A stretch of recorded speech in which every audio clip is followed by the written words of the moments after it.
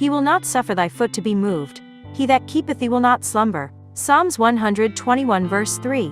God's protection is around the clock. There is never a time we are removed from God's presence. He will always protect us, and He will never leave us in harm's way, not even for a second.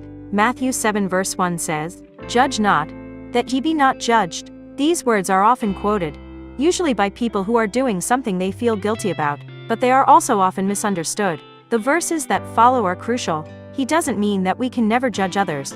After all, is that what happens in court all day long? What matters is how we judge. The Bible tells us numerous times that we are in fact to judge other people. We are to judge whether people are righteous or unrighteous. We are to judge whether these are people that we need to put ourselves in contact with. If we walked around our entire lives never judging anyone's behavior, then we would accept all behavior. Parents couldn't judge their children in order to discipline them. We couldn't place judgment on whether we want to be friends with someone or to marry someone. Employers couldn't judge whether or not they wanted to hire someone. This whole idea of judge not lest ye be judged is so misused in society. The truth is that Jesus does tell us it's okay to judge. People use this quote only to serve their own purposes.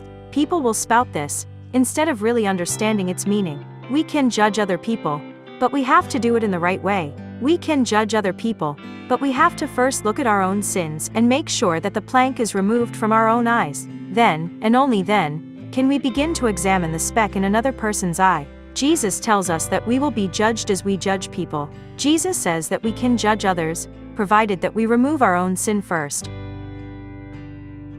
Devotion topic is living for the sake of the gospel. Peter had good reason to question Jesus, as he had just told them that it was harder for a rich man to enter the kingdom of heaven than for a camel to pass through the narrow gate. Many people believe that riches were how God showed favor to a person, and that poverty showed His displeasure. There may even be some people today who think the same way. But Peter had forgotten about Job. After all, he had lost everything, and his friends kept after him to blame God, who had certainly been the cause of all his misfortune. And he must have done something to displease God. Just as Job was rewarded, Jesus tells Peter that he, too, would be rewarded for his sacrifice. He could expect persecution, but he would have eternal life.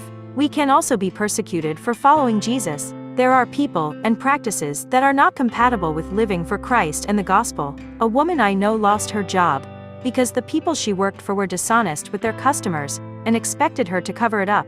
When she refused, she was fired. Most of us will not have to choose to give up our livelihood for the sake of the gospel, but perhaps we will have to give up people whose lives are incompatible with our beliefs and who lead us into sin. Living for the sake of the gospel is not always easy, but life on earth is transitory. Eternal life with Jesus is eternal. We need to choose.